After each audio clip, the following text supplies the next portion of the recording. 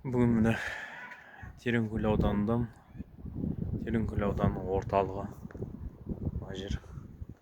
Тереңкөл ауданы Ертіс өзенінің жағасында орналасқан.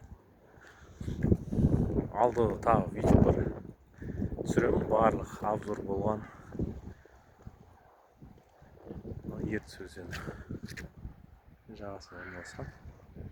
Оң жақ бетінде Тереңкөлдің өзі. Мынау Ертіс өзені. Оң жақ бетінде елді мекен басталады. Мынау кішкене ғана площадь екен, аудан орталығы болған екен. Жағдай жасалады ғой, қанша дегенмен. Осындай кішкентай жерде аллея жасап, саябақ жасап жүруге. Ауданда өте керемет аудан. Барлық инфраструктурасы барлық жақсы. Жүзде де кездестіріп қалып жатамыз. Осы жерден біз продукт аламыз ғой. Сол кезде кездестіріп қалып жатамыз оңтүстіктен келген адамдарды. Қай жақтан келдің, анда Арыстан келдің ба, Шардарадан келдің ба деп. Алматыдан келгендер де көп. Одан кейін Талдықорған, Алматы, сол жерден келгендер көп. Бұл жердің магазиндері арзан болғандықтан, фантам бар екен. Магазиндер арзан болғандықтан осы жерге келіп продукт алаймыз біз. Осыған үйренгенбіз, соған продуктыны бір айда бір рет келіп жасауға. Ауылда бірақ магазин болғандықтан көбінесе көп продукт заттарды осы жерден алып аламыз, өзімізге керек заттарды. Болмаса қалған ауылда кішкентай магазин. Күнделікті бір керек нәрсеге бір аптасында деген сияқты. Жаңағы балдыр тәтті жеймін болса деген сондай нәрселерді алып беріп отырамыз. Және енді ауылда бір магазин болғаннан кейін әрине ол қымбат болады.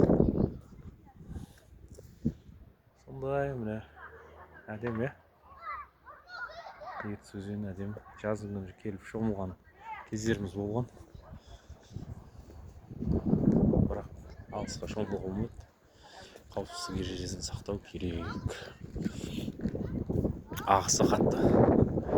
Енді Қазақстанның ең үлкен көлем жағынан ең үлкен өзен ғой негізі.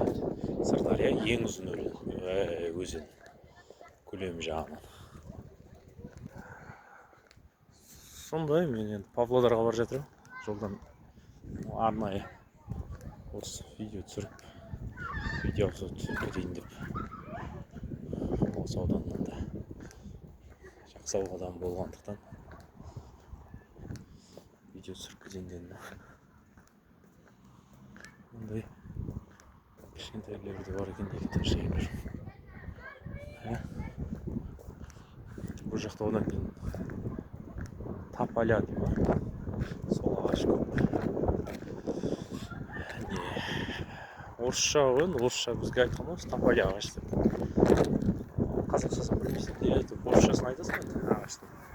Қандай ағаш екен? Аққайыңның үлкені ба? Бүтін. Сондай ағаштар көп. Біздің нексиміз. Ал енді мен ар жақ қарай, Павлодарға қарай жүремін. Мына бір саябақтың несін көріп қалып тоқтағаным ғой. Басқа видео обзорларда түсіремін.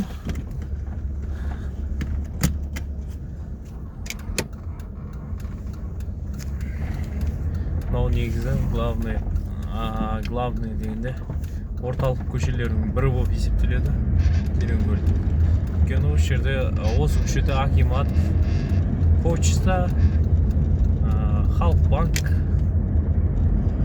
барлығы осы жерде орналасқан.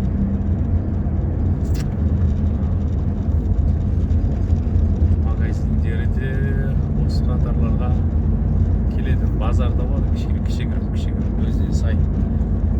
Тереңкөл аудан орталығы жалпы кішкентай аудан орталығы. 6-7 мың халық бар шығар. Аудан орталық болғанымен үлкен ауыл ғой енді. Бұл жақта барлығы сондай өзі. Аудан орталықтары барлығы кішкентай. Үлкен аудан орталығында бір 30 мың халық деген жоқ ондай. 10 мыңнан аспайды аудан орталығы.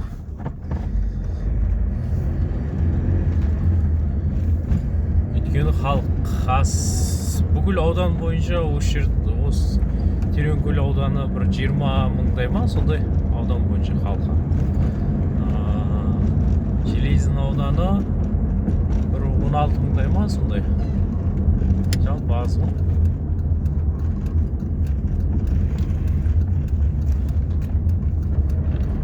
Енді осы көшеге түсіп аламын да Павлодарға қарай шығамын.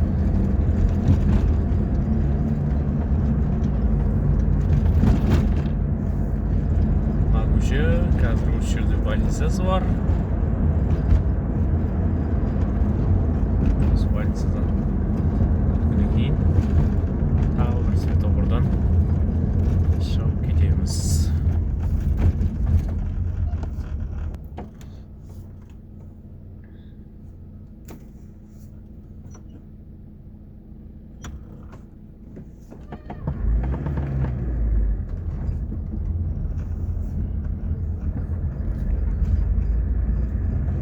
Осындай тағы да видеолар түсіремін. Қызықты болып жатса, керек информациялар керек болып жатса, комментарий жазып бөлісіп қойыңыздар. Жақсы отзывтар жазып қойыңыздар, ұнап жатса.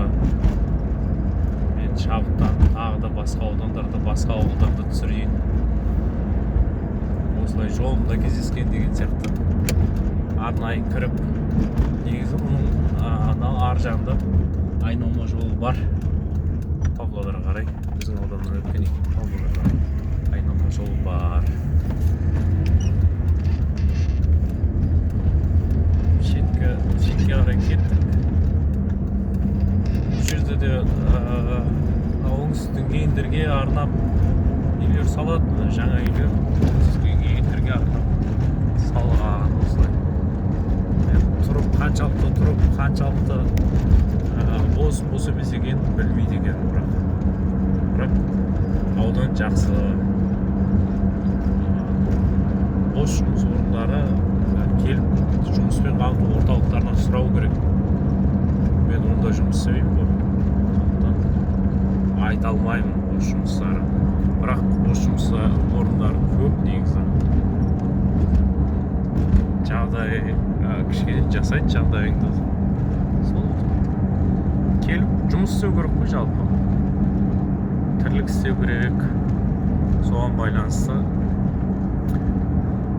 беріледі ғой. Өзіңнің нәпақаңа сай, есебіңе сай беріледі. Міне осылай, мына үйлерде осылай беріліп жатыр деп естігенмін мен. Осындай нелерге.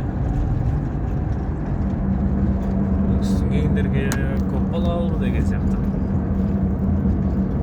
Одан кейін біз жақтың бір жақсы көпбалалыға қандай жақсы қарайды ше, дейді. Анауысы тегін, мынауысы тегін деген сияқты нәрселері жақсы. Балабақша тегін, ішім-жем тегін, мектептегі сондайлар жақсы. Тереңкөл шыға берісі, қаладан келсек кіре берісі.